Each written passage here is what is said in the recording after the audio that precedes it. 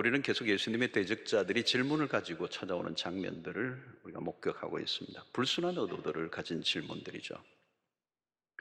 다양한 그룹들이 출연했는데요. 대제사장들, 율법사들, 장로들, 바리새인들, 헤롯 당 사람들, 지난번 시간에는 예수님에게 불순한 의도를 가지고 질문을 던졌습니다. 오늘은 사두개인이 나옵니다. 종류 다 나옵니다.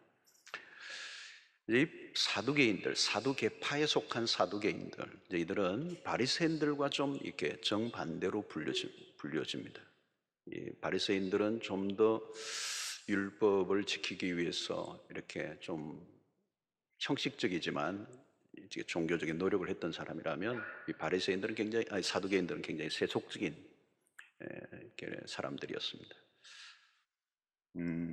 이들은 상류 사회에 속한 귀족 그룹들이죠. 엘리트 의식을 가지고 있고 친로마적인, 소위 말하면 제국주의자들이다. 그리고 실제 유대 사회의 정치와 종교의 영역에서 가장 강력한 영향력을 끼쳤던 사람들은 이 사두개파, 사두개인들이었습니다. 이들은 모세 오경을 그들의 신앙의 기초로 삼았습니다. 모세 오경 외에는 그들은 인정하지 않았습니다. 이들은 사후의 세계를 받아들이지 않았고요, 천사 그리고 영적인 존재들을 부정했습니다. 그리고 초자연적인 기적을 받아들이지 않았고요, 마지막 날 심판 이런 것도 믿지 않았습니다. 무엇보다도 이 사두개인 하면 우리가 잊지 말아야 될 대목은 그들이 부활을 믿지 않았다는 것. 자, 오늘 본문을 보면 그런데 이들이 사후에 일어날 일에 대한 질문을 던졌습니다. 자기들은 믿지 않으면서, 사후의 세계를 믿지 않으면서 사후에 대한 질문을 던진 것은 의도가 있는 것이죠. 자, 이들의 질문의 내용은 그냥 하는 게 아니고 모세 율법의 신명기 25장에 나오는 말씀, 결혼법에 관한 질문을 던졌습니다. 자, 형이 자식이 없이 아내를 두고 죽으면 그 동생이 그 아내, 형수겠죠, 아내를 취하여 형을 위한 상속자를 세우는 제도예요. 문제는 그 동생이 역시 자식이 없이 죽으면 그 다음 동생이 그 형수를 아내로 취하는. 근데 그 역시도 자녀를 얻지 못하면 어떻게 되느냐? 7형제가 있는데 7형제까지 내려간다는 얘기예요. 이들의 질문은 나중에 7형제가 모두 다 부활을 하면 7형제 중에 누구의 아내가 될 것인가, 그분은, 여자분은. 이런 있을 법도 하지 않은 이야기를 만들어 예수님에게 질문을 던졌습니다. 자, 이 이야기는 본래 동생이 형의 아내를 취하여 자식을 낳음으로 형의 가문을 세워주도록 하는, 소위 말하는 수혼제도, 또 다른 표현은 계대결혼법, 이 계승하는 계대결혼법이라는 제도였습니다. 이 제도를 만든 이유는 가문의 혈통을 이어가는, 유대인들은 그걸 굉장히 중요하죠. 가문의 혈통을 이어가는 것, 그리고 그 과부를 보호하고자 하는 목적 있습니다. 오늘 사회와 달라요. 그 사회 속에 과부를 보호하는 목적, 특히 유대인들은 하나님 백성의 순결성을 유지하려는 목적이 이 제도 안에 있었던 것입니다. 자, 사두개인의 질문은 예수님을 궁지에 몰아넣기 위해 억지로 만들어낸 말이라는 것이 금방 얘기를 통해서 느껴집니다. 자, 문제는 무엇입니까? 그들은 부활을 믿지 않으면서 부활에 관한 질문을 던지고 있다는 것입니다. 7 남자가 다 부활을 하면 도대체 그녀는 누구의 남편이 되어야 하는가? 이 질문에는 2가지 이슈가 따라옵니다. 첫째는 죽음 이후에 이전의 결혼 관계에 대한 문제입니다. 그리고 둘째는 죽음 이후에 일어날 전반에 관한 것들을 다루고 있는 것이죠. 예수님의 답변은 기본을 확인하게 하십니다. 24절에 예수께서 이르시되 너희가 성경도 하나님의 능력도 알지 못함으로 오해함이 아니냐. 너희들이 무지하다. 성경에 대해서, 하나님의 능력에 대해서 무지하다. 자, 핵심적인 문제는 뭡니까? 그들은 부활 자체를 믿지 않았습니다. 자, 부활을 부정한다는 이 말은 하나님의 능력을 부정하는 것이죠. 하나님의 능력을 제한한 것입니다. 자, 이들은 모세 오경 외에는 성경으로 받아들이지 않았습니다. 이 말은 뭐냐면 그들은 지극히 성경을 단편적인 부분적인 이해를 하고 있었다는 거죠. 여러분, 인간은 자신이 경험한 세계 이상을 알지 못합니다. 우리의 경험과 지성은 한계가 있어요. 그러니까 누구든지 성경을 읽을 때 의심이 생길 수 있습니다. 의심은 당연해요. 의심하지 않고 믿은 사람은 없을 겁니다. 어떤 분은 나는 한 번도 의심한 적이 없었어. 그런 분이 있다면 그 믿음을 한번 의심해 보아야 합니다. 누구나 의심의 과정을 통과하면서 믿음에 이르게 되는 것입니다. 인간의 이성이 하나님이 하시는 일을 다 알 수 없죠. 그래서 이성의 한계를 인정함으로 조금씩 믿음의 세계로 나아가요. 그리고 믿음이 있다 할지라도 때로는 의심이 드는 게 우리의 연약함입니다. 자, 사두개인들은 자신들이 가진 이 한계에 머물러 있었습니다. 그리고 그래서 결국은 죽음 이후의 세계를 부정한 것이죠. 그리고 영적 세계를 인정하지 않았습니다. 오늘 질문에서 나타난 사두개인의 생각에서 무엇을 우리가 알 수 있느냐? 그들은 미래도 현재와 비슷할 것이라는 생각입니다. 지금과 같이 먹고 마시고 시집가고 장가가는 것으로 오해하고 있다는 것. 현세와 내세를 동일시하고 있습니다. 근데 주님은 그들에게 사후의 세계를 이렇게 설명하세요. 25절에 사람이 죽은 자 가운데서 살아날 때에는 부활 이후에 장가도 아니 가고 시집도 아니 가고 하늘에 있는 천사들과 같으니라. 자, 여기에 천사와 같다는 말에 오해가 좀 있을 수 있습니다. 사후의 세계는 마치 육체도 없고 영혼만 가지고 있는 상태로 오해합니다. 그렇지 않아요. 지상에서와는 달리 부활 이후에 우리는 새로운 육체를 가지게 됩니다. 늙고 병들고 죽어가는 그런 것들로부터 완전히 벗어난 새로운 생명을 가지게 되는 거죠. 그래서 여기서 천사와 같다는 말은 장가를 가거나 시집을 가는 일이 없다는 의미가 있습니다. 천국에서는 세상에서 경험하는 결혼 제도가 유지될 것으로 보이지 않습니다. 영원한 생명을 가졌기 때문에 생육하고 번성해야 될 이유도 없습니다.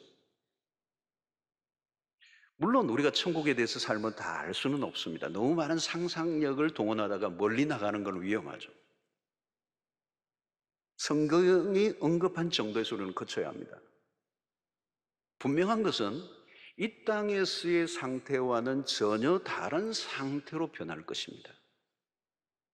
장가도 아니 가고 시집도 안 간다는 말은 그곳에는 사랑이 없다는 말로도 오해해서는 안 됩니다. 거기에는 질투도 없고 경쟁하지도 않고 한 남녀를 두고 경쟁하거나 독점하는 것도 없다는 의미로 받아들이는 게 더 좋을 것입니다. 지상에서의 결혼은 사랑도 있지만 그 안에는 뭐가 있어요, 여러분? 굉장히 치열하죠. 상처도 있고 고통도 동반합니다. 자, 이렇게 얘기하니까 언뜻 천국은 우리가 생각하는 것보다 좀 재미가 없는 것처럼 오해될 수도 있습니다. 그 뭐하노? 천국이 좋긴 좋지만 글쎄 그렇다면 이런 거 있잖아요, 여러분. 마치 기름기를 쫙 뺀 고기는 몸에는 좋은데 맛은 없는 것처럼 천국도 좋은 곳이긴 하지만 그렇게 재미있는 곳은 아닌 것 같다고 상상할 수가 있어요. 결혼이 없으면 연애도 없을 것이고 연애도 없으면 가슴 뛰는 일도 없을 거고 짜릿함도 없을 거고 설레임도 없을 거고 어떤 사람은 결혼하는 일이 없는 곳이라면 천국 가고 싶지 않다. 이런 사랑을 하다 보면 미움도 생기고 때로는 가슴 아리도 하기도 하고 그게 사는 맛 아닌가? 그러나 여러분, 천국은 우리가 생각하는 것과 달라요. 분명한 것은 이거예요. 천국은 우리가 이 땅에서 살 때에 우리가 가지고 있던 것을 잃어버리는 것보다 얻는 것이 훨씬 더 많은 것이. 지상에서 불행한 경험들은 다 사라지고 가장 좋았던 것들보다 훨씬 더 좋은 것들로 가득한 곳이 천국인 줄로 믿습니다. 주님은 지금 우리에게 천국의 기들을 삭감시키실 의도로 말씀하신 게 아니에요. 그런 어떤 여기에서 근거를 찾아내기 어렵습니다. 중요한 것은 뭐예요? 부활의 세계예요. 우리의 부활은 영혼만의 부활이 아닙니다. 그리스도가 재림하시는 때에 우리의 육체와 영혼이 함께 부활한다는 것. 그게 우리의 성경의 교리입니다. 그 부활은 영광스러운 모습으로의 변화예요. 천국은 이전의 모든 연약함이나 한계가 다 사라진 상태. 특히 천국은 거대한 죽음의 권세가 더 이상 영향을 끼치지 못하는 곳이다. 여러분, 지상에서 겪는 가장 큰 고통 중에 하나는 무엇입니까? 사랑하는 사람을 잃어버리는 거예요. 죽음을 통하여. 그렇죠? 우리가 장례식 할 때마다 얼마나 고통합니까? 잃어버리는, 가족을 잃어버리는, 영혼이 잃어버리는. 근데 그 중에서 가장 큰 고통이 뭐냐? 어린 자녀가 죽는 일이에요. 저도 목회하면서 몇 번 그런 장례를 경험한 적이 있습니다. 도무지 견뎌낼 수가 없어. 그런 경험을 한 분들은, 당사자들은 살아가는 내내 악몽을 꾸는 거예요. 천국에는 그런 일이 없어요. 여러분, 예수님 시대의 사두개인만의 문제가 아닙니다. 오늘날도 비슷한데요. 왜 이 사람들이 이런 질문을 던지냐? 성경을 잘 모르기 때문에. 성경에 대한 무지. 여러분, 여기 오해한다, 너희들이 크게 오해하였도다 할 때 이 오해라는 말의 원문의 뜻은 뭐냐면 길을 잃게 하다, 그런 뜻입니다. 길을 잃게 하다. 다른 말로는 미혹하다는 뜻이 있습니다. 결국 성경에 대해서 무지하면 길을 잃어버리고 헤매게 된다는 거예요. 미혹을 받고 방황하게 된다는 것입니다. 여러분, 성경을 한 번도 읽어보지 않고 성경을 부정하는 사람들이 많아요. 성경을 모르고 성경을 부정하는 것, 참 우스운 얘기죠. 벤허, 여러분들 유명한 그 벤허를 지은 유명한 류 월레이스가 있죠, 여러분. 그런 무신론자였습니다. 철저한 무신론자예요. 그런데 어느 날 또 다른 유명한 친구인, 무신론자이면서 친구인 로버트 잉거솔이라는 사람에게서 부탁을 받아요. 그 부탁을 받으면서 글을 쓰기 시작하는데, 글을 쓰는 목적이 뭐냐? 이 글을 통하여 기독교를 역사 속에 사라지게 할 목적이었다는 거예요. 그런 성경과 다양한 서적들을 뒤적이면서 오랜 시간 기독교를 부정하는, 그것을 세상에 알리고자 하는 노력을 했습니다. 그런데 예수를 부정하고 예수가 없다는 것을 입증하기 위해서 성경을 연구하는 어느 순간 놀라운 일이 벌어져요. 자신도 모르게 그 성경에 빠져들어가는 것입니다. 그러던 어느 날 사건이 드디어 일어나죠.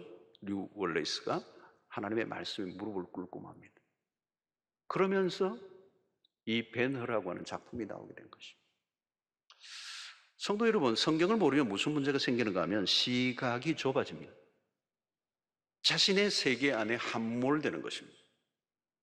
인간이 가진 지식과 경험의 세계가 얼마나 한계가 많습니까?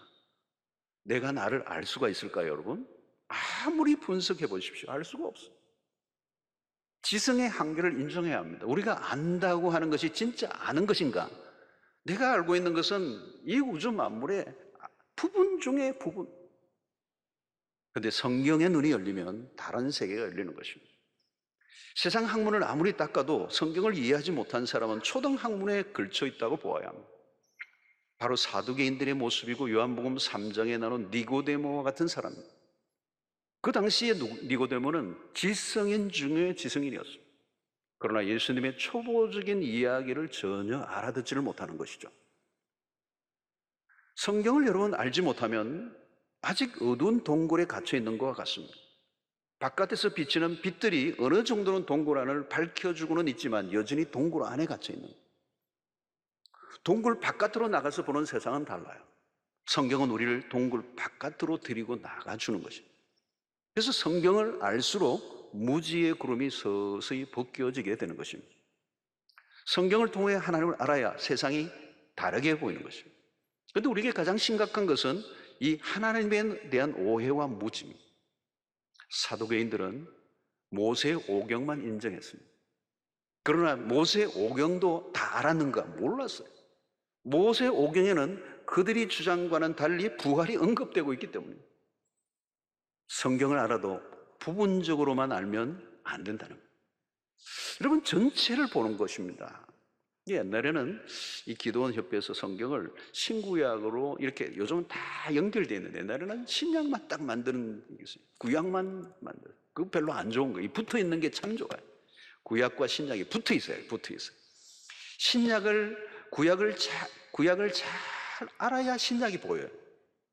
신약을 알면 구약이 더 깊이 이해가 돼요. 서로 연결이 되어 있는 것입니다. 내가 좋아하는 책만 읽고 편식을 해서는 안 돼요. 일반적으로 그리스도인들이 성경을 많이 읽지 않는다는 통계 자료가 뭐 한국에도 있고 미국에도 있어요. 교회를 다니는데 일독도 해보지 않은 신자가 꽤 있다는 거예요.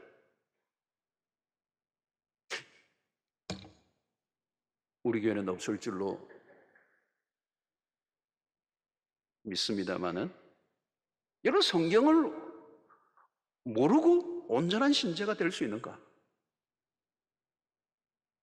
이들은 모세의 오경을 믿는다고 그러지만 모세의 오경도 다 알지 못하는 거예요.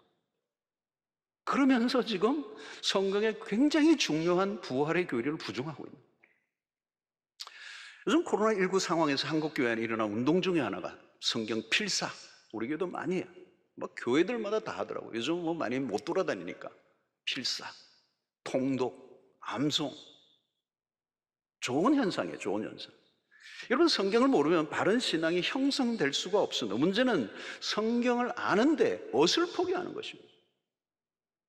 이단이 왜 창고를 합니까? 이단이 창고를 하는 이유는 그 말도 안 되는 해석인데 그대로 믿는 것입니다. 성경을 모르니까. 자, 오늘 이 성경에 대한 무지, 너희가 성경을 알지 못하는도다. 두 번째 주님의 책망은 뭡니까? 하나님의 능력에 대한 불신함. 그들이 구약 성경을 알았다면 하나님의 능력을 모를 리가 없어요. 여러분, 모세 오경 안에만 해도 하나님의 능력이 얼마나 많이 언급되어 있습니다. 여러분, 믿음이 어떻게 생기는 것입니까? 믿음은 저절로 생기는 게 아니라 하나님의 말씀을 들음으로 생기는 것이죠.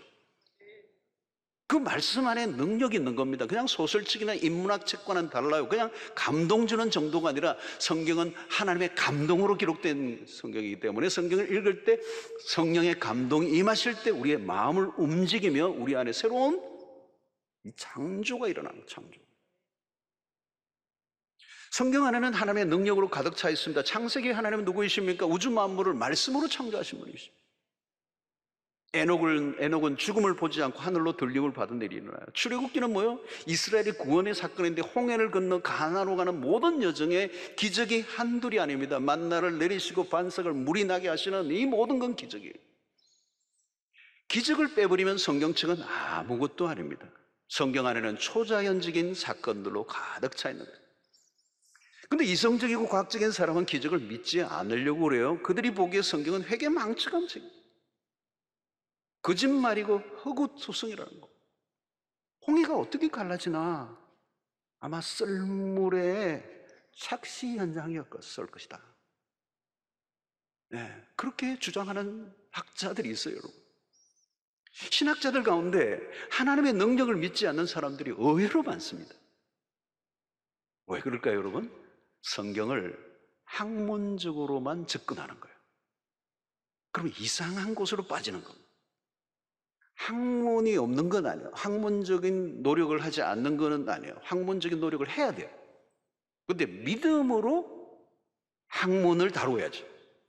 믿음은 없고 학문으로만 성경을 연구하다 보니까 이게 뭐가 나오냐면 고등비평이라는 게 나와요. 여러분 들어보셨던 분들에서 성경을 난도질하는 거예요. 그리고 그렇게 해석을 하면 굉장히 지성적인 사람으로 보이고 멋있어 보이는 것입니다.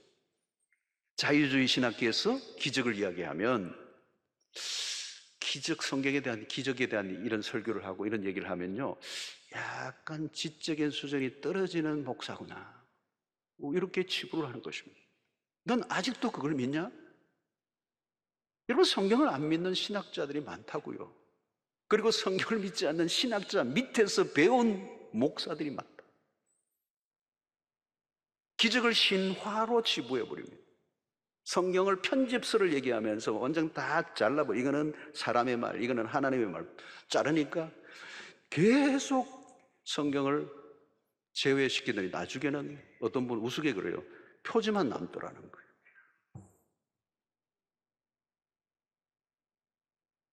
여러분, 아주 미세하게 파고들어오는 자유화를 경계해야 합니다.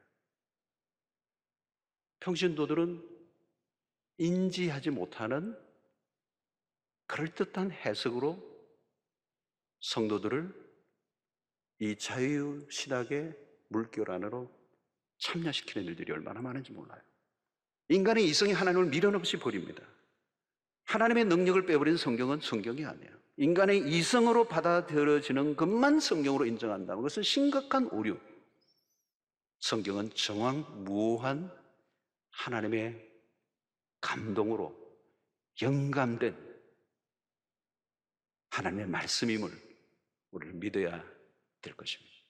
자, 모세의 법을 가지고 온 그들에게 주님은 이렇게 반문하세요. 너희들이 모세를 아느냐? 모세 오경 안에 부활에 관한 메시지가 들어있어요. 26절에 보니까 죽은 자가 살아났다는 것을 말할진대 너희가 모세의 책 중 가시달 나무 뜰기에 관한 글에 하나님께서 모세에게 이르시되 나는 아브라함의 하나님이요 이삭의 하나님이요 야곱의 하나님이라 하신 말씀을 읽어보지 못하였느냐. 너희들이 모세의 글을 읽기는 읽어보고 하는 말이냐. 성경을 알기는 아는데 애매하게 알고 있는 것입니다. 어설프게 알고 있는 게 문제예요. 대개는 사람들이 성경을 깊이 알지 못해요. 여러분, 가장 무서운 게 뭐냐면 알긴 아는데 정확하게 알지를 않아. 이게 뭐예요? 피상적으로 읽는 것입니다. 여러분, 필사도 하고요, 통독도 하고요, 성경 공부도 하시고 지금 뭐 많은 바이블 온 캠페인도 하는데 다 좋아요. 중요한 건 뭐냐? 성경을 정확하게 이해하는 거예요. 성경을 제대로 공부를 해봐야 돼요. 난 한 번도 성경 공부를 제대로 통합적으로 해본 적이 없다. 위험한 거예요. 그럼 누가 어떻게 미혹할지 아무도 몰라요. 여러분, 신학을 한 사람들도 어떤 거는 구별하기가 정신 안 차리면 넘어가기 쉬운 일들이 얼마나 많은지 몰라요. 저도 매주 설교를 할 때마다 많은 이 책들이 있지만 그 책들도 선별해서 보아야 돼요. 책이라고 다 보는 게 아니에요. 참고하면서 이게 우리의 정말 개혁주의 신학에 어긋나지 않은 바른 해석인가 아닌가를 다 분별하는 눈을 가지고 계속 이 본문을 살펴봐야 돼요. 여러분, 성경을 이해할 때 중요한 게 뭐냐면 진리의 연속성입니다. 모세 오경이 강조하는 게 따로 있고 이들이 말하는 것처럼 선지서가 따로 있는 게 아니에요. 신약이 주장하는 것과 구약이 주장하는 것이 충돌하지 않습니다. 서로 연결되어 있습니다. 모순이 일어나지 않고 대립적이지 않습니다. 성경은 우리가 잘 아는 것처럼 1600여 년간 걸쳐서 역사 속에 기록된 책입니다. 1년, 2년에 만들어진 게 아니고 1600여 년 동안의 역사 속에 걸쳐서 이 성경이 기록되어 온 것이 구약에서부터 신약까지. 그리고 저자는 여러분 우리가 아는 거 40여 명의 저자예요. 기록된 시기가 다르고 저자도 다른데 어떻게 서로 충돌되지 않고 모순이 없이 일관성을 가지고 진리를 드러내고 있는가? 어메이징해요. 어메이징. 역사 속에 이런 책은 없어요. 단 한 권도 없어요. 1600년의 역사 속에 40여 명의 저자들이 기록했는데도 불구하고 서로 어떤 책이든 서로 충돌되거나 모순되지 않고 일관성을 가지고 정확한 계시를 드러내는. 왜 그렇죠, 여러분? 원저자는 한 분이시기 때문에, 하나님이시기 때문에. 지금 주님 왜 모세의 얘기를 가지고 오는 것입니까? 사두개인들이 귀중하게 여기는 말씀이기 때문에 이 말씀의 부활을 말씀하고 있다는 거예요. 너희들이 모세의 오경을 얘기하면서 부활을 믿지 못한다는 것은 말이 아니다. 이 모세의 오경 안에 부활이 있다. 자, 여기 오늘 말씀이 뭐예요? 나는 아브라함의 하나님이요 이삭의 하나님이요 야곱의 하나님이로다 하는 말씀을 읽어보지 못하였느냐. 자, 여기 이 말은 뭐예요? 나는 아브라함의 하나님이요 이삭의 하나님, 야곱의 하나님 말하면 언제나 현재형 하나님이시라. 아브라함의 하나님이 이삭의 하나님이 되시고 야곱의 하나님은 지금도 살아계신다. 27절의 말씀에 하나님은 죽은 자의 하나님이 아니요 산 자의 하나님이시라. 너희가 크게 오해하였도다 하시네요. 자, 여기서 산 자의 하나님이란 말은 지금 살아있는 자들의 하나님이라는 뜻이에요. 그 말은 지금 아브라함과 이삭과 야곱도 살아있다는 뜻이에요. 부활을 증거하는 말씀입니다. 살아계시는 하나님과 함께 교제하는 자는 죽은 자가 아니에요. 그들의 육체는 지금 썩었다 해도 그들의 영혼은 살아있고 그 육체도 주님이 재림하시는 날 그 부활의 몸으로 다시 살아날 것이다. 그러니까 여러분, 낡은 추억 속에 박제된 하나님이 아니라는 거예요. 하나님은 죽은 자의 하나님이 아니시다. 하나님은 역사의 한때의 팔레스타인의 부족 신으로 존재하다가 사라져버린 신이 아니라는 거예요. 산자의 하나님이란 말은 지금도 영원히 계속적으로 하나님의 백성들과 교제하시는, 펠로우십을 하시는 분이시다. 영원한 교제를 우리와 나누시는 하나님이시다. 그래서 아브라함의 하나님, 이삭의 하나님, 야곱의 하나님, 이 말은 인격적인 하나님이시다. 인격적인 하나님이시라는 말은 우리와 관계를 맺으시는 하나님이라는 거예요. 여러분, 이것이 기독교 신앙의 핵심입니다. 아브라함의 하나님, 이삭의 하나님, 야곱의 하나님, 나의 하나님, 이 말은 굉장히 중요한 신앙의 핵심이에요. 이 부분을 놓치면 심각해집니다, 여러분. 그냥 기독교가 종교로만 존재하느냐 아니냐를 결정하는 문제예요. 아브라함과 살아있는 교제를 나누신 하나님은 이삭과 야곱과도 동일하게 교제하시는 분이시고 그분은 지금도 여전히 살아 계셔서 우리와 함께 하시고 우리와 인격적인 펠로십을 맺고 계시는 하나님이시다. 꽤 오랫동안 살아 계셨던 분인데 지금은 소천하신 하나님이 아니에요. 한때는 왕성하게 활동하셨으나 지금은 은퇴하신 하나님이 아니에요. 그분은 living God이에요. 살아 계시는 하나님.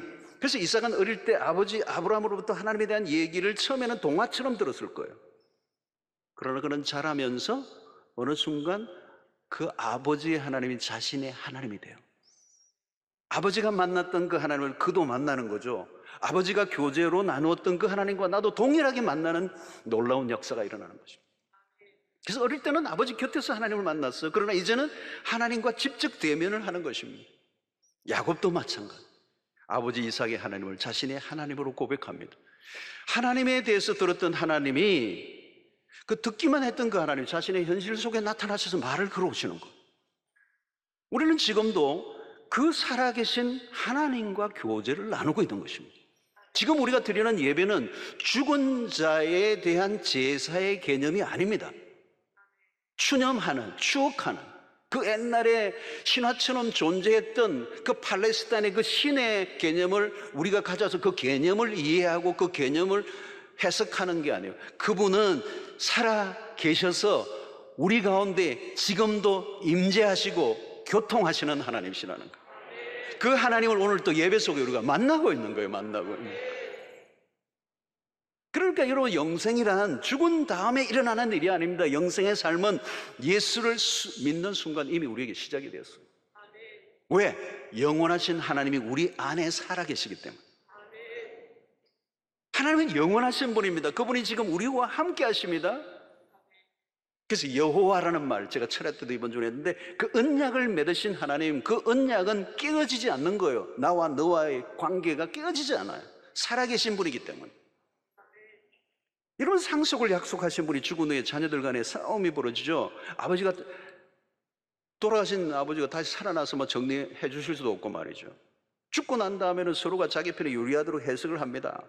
그 언약을, 약속을 한 분이 사라져버리면 무효가 되는 경우가 많아요. 그런데 하나님은 아니에요. 그리스도로 인하여 맺어진 하나님의 언약은 영원하다는 거예요. 깨어지지 않는다는 거예요. 왜 주님은 사두개인들에게 하나님은 죽은 자의 하나님이 아니요 산자의 하나님이라고 하셨을까요? 부활을 믿지 않는 그들에게 부활이 있음을, 그분은 영원히 살아 계시는 아브라함의 하나님이요 이삭의 하나님이요 야곱의 하나님이요 나의 하나님이시고 살아있는 자들의 하나님이라는 말이에요. 죽지 않는다. 그분이 죽지 않으시기 때문에, 그분이 영원한 분이기 때문에 그분을 믿는 우리도 부활에 참여한다는 거예요. 그러니까 여러분, 예수 그리스도는 지금 매우 논리정연하게 사도교인들에게 성경을 가지고 부활을 입증하고 있습니다. 바울은 부활장에서 부활에 대해서 이 단호하죠. 고린도서 15장 12절, 그리스도께서 죽은 자 가운데서 다시 살아나셨다 전파되었거늘 너희 중에서 어떤 사람들은 어찌하여 죽은 자 가운데서 부활이 없다 하느냐. 15장 13절, 만일 죽은 자의 부활이 없으면 그리스도도 다시 살아나지 못하셨으리라. 그리스도는 죽은 자들의, 모든 죽은 자들의 그 부활을 일으키시기 위해서 부활의 첫 열매가 되신, 부활은 실제한다, 이론이 아니다, 가상적인 이야기가 아니다 라고 하는 것입니다. 여러분, 육체적인 죽음이 끝이 아닙니다. 성경은 사후의 세계를 이야기합니다. 사후의 세계. 생명은 영원히 지속된다는 것, 육체적인 죽음으로만 끝이 난다면 인생은 참으로 허무한 것입니다. 죄의 지배를 받다가 그냥 이렇게 저렇게 살다가 치이고 상하고 그렇게 죽는 그 삶이야말로 얼마나 절망적인 것입니다. 그래서 바울의 표현은 우리에게 깊이 다가오죠. 고린도전서 15장 19절에 보니까 만일 그리스도 안에서 우리가 바라는 것이 다만 이 세상의 삶뿐이면 모든 사람 가운데 우리가 더욱 불쌍한 자입니다. 세상의 사람들도 불쌍한데 부활이 없다면 우리는 더 불쌍한 사람입니다. 외선지 4장 13절 14절에 성자들아 자는 자들에 관하여 너희가 알지 못함을 우리가 원하지 아니하노니 이는 소망 없는 다른 이들과 같이 슬퍼하지 않게 하려 함이라. 우리가 예수께서 죽으셨다가 다시 살아나심을 믿을진대 이와 같이 예수 안에서 자는 자들도 하나님이 그와 함께 데리고 오시리라. 사랑하는 성도 여러분, 하나님의 능력을 믿으시길 바랍니다. 성경을 모르고 하나님의 능력을 믿지 못하면 신앙은 허구입니다. 하나님의 능력 중에 최고의 능력은 부활의 능력입니다. 부활은 인류 최대의 사건입니다. 그리스도의 죽으심과 부활로 인하여 우리에게 주어진 최고의 사건이 복음이에요. 여러분, 인류에게 죄로 인하여 찾아온 저주가 뭡니까? 모든 피조물에 이르기까지 로마서 8장에 의하면 썩어짐의 종로로 하는 상태에 빠진 겁니다. 썩어짐의 종로로, 다른 말로 말하면 모든 게 썩는다는 겁니다. 인간이 죄로 인하여, 인간의 죄 때문에 오늘 인류 피조물들까지 신음하고 탄식한다. 여러분, 코로나 팬데믹으로 온 인류가 신음하고 있는 것도 결국은 허무함에 굴복하고 썩어짐의 종로로 타고 있기 때문입니다. 죽음 아래 놓인 인간은 절망적이에요. 여러분, 서구의 속담인데요, 인생에 가장 확실한 것 두 가지가 있는데 하나는 죽음이고 다른 하나는 세금이다. 근데 세금은 적당히 속일 수 있을지는 몰라도 죽음은 누구도 피할 수가 없어요. 한 번 죽는 것은 정하신 것이요 그 후에는 심판이 있으리라.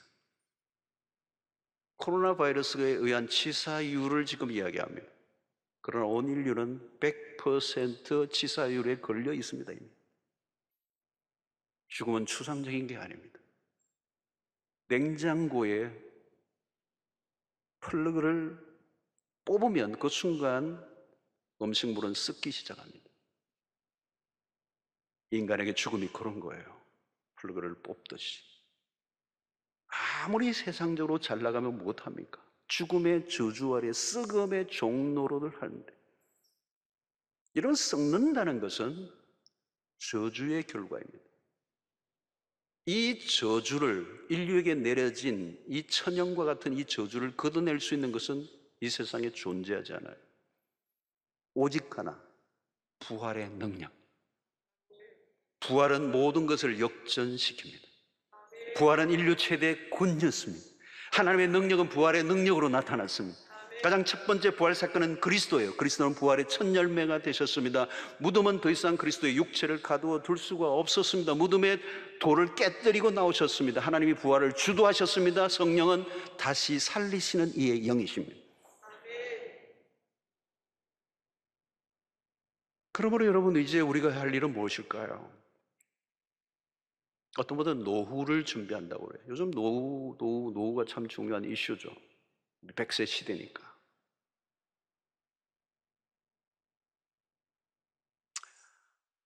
어떤 걸 준비해야 되죠? 어떤 분은 죽음을 준비한다고 그래요. 그 죽음 뭘 어떻게 준비하세요? 물으니까 묘지 사놨다고 그러더라고요. 그건 죽음을 준비하는 게 아니에요, 여러분. 장례식을 준비한 거지. 비석을 어떤 걸 할 거냐? 그건 죽음을 준비한 게 아니에요. 그거는 장례식을 준비한 거예요. 그건 별로 중요하지 않아요. 큰 의미가 없어요. 뭐 매장을 할 건가, 화장을 할 건가, 뭐 어디를 모실 거냐. 여러분, 죽음은 준비하지 않아도 오죠. 우리가 준비하고 기다려야 할 것은 죽음 이후입니다. 부활입니다. 어떤 절망 속에서도 부활이 있다면 그 인생은 역전입니다. 세상에서 우리 역전 인생 그러잖아요. 뭐 그러다가 세상에서는 뭐 좋은 일, 안 좋은 일 계속 엎치락 뒤치락 해요. 근데 마지막이 중요해요. 비극적인 일들이 얼마나 이 땅에 많습니까, 여러분? 지금 코로나19로 인해서 우리가 당황하고 있잖아요.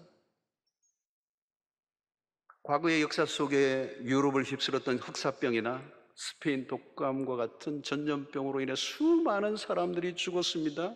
지금 그걸 훨씬 더 능가하죠. 그런데 여러분, 지금은 그 당시와 다른 점이 있어요. 지금은 인류의 과학 문명이 그 중세기나 역사의 1세기 초반기에 일어났던 전쟁이나 스페인 독감과는 그 시대와는 비교할 수 없는 최첨단의 과학을 자랑하는 시대예요. 문명의 꽃을 피우고 있습니다. 역사 속에 이렇게 문명이 꽃을 피우고 과학이 최첨단을 자랑합니다. 그런데 코로나19 바이러스로 인류 전체가 거의 2년 가까이 혼란 속에 빠져 있습니다. 모든 게 멈추어 버렸어요.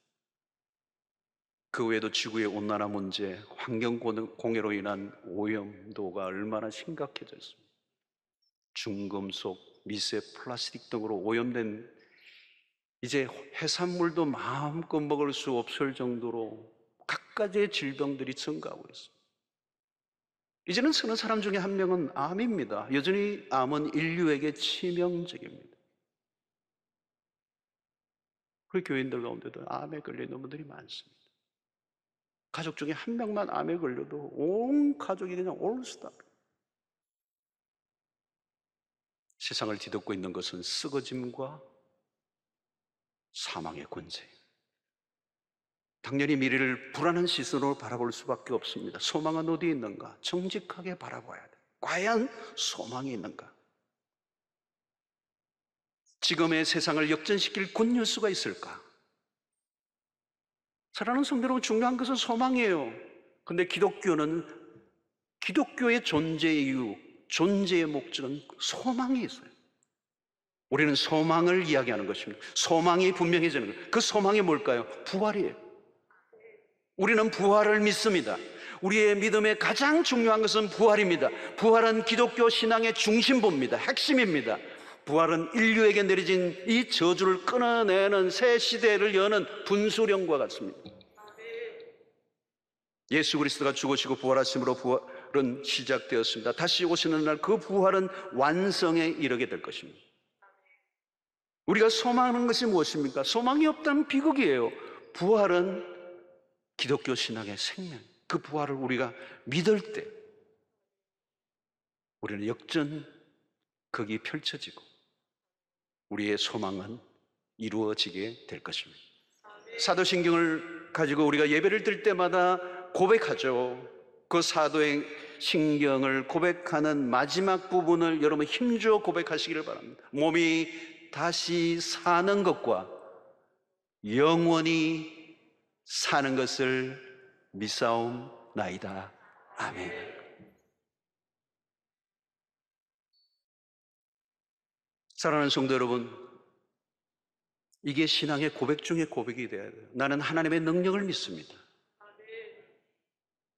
그 능력은 부활의 능력이에요.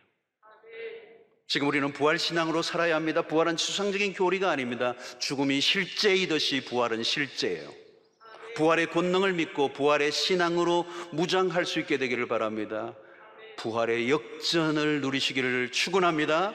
지상의 모든 어둠과 비극과 불행을 걷어내는 부활의 능력, 그 부활은 우리의 삶을 바꿔놓습니다. 차원이 다르죠. 전혀 다른 삶.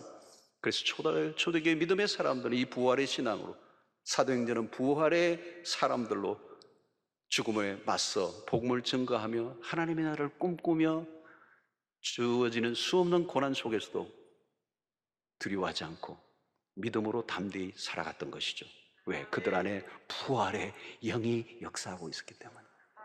고린도전서 15장 51절 53절 보라 내가 너에게 비밀을 말하노니 우리가 다 잠잘 것이 아니요 마지막 나팔에 순식간에 홀연히 다 변화되리니 나팔 소리가 나매 죽은 자들이 썩지 아니할 것으로 다시 살아나고 우리도 변화되리라.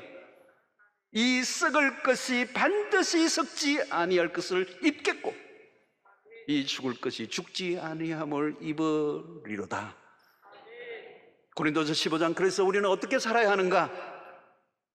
57절 58절에 보니까 우리 주 예수 그리스도로 말미암아 우리에게 승리를 주시는 하나님께 감사하노니 그러므로 내 사랑하는 형제들아 견실하며 흔들리지 말고 항상 주의 일에 더욱 힘쓰는 자들이더라. 이는 너희 수고가 주 안에서 헛되지 않은 줄을 알미니라. 이 부활의 신앙으로, 부활의 신앙을 믿음으로 부활을 살아가는 여러분들이 되시기를 주의 이름으로 축원합니다.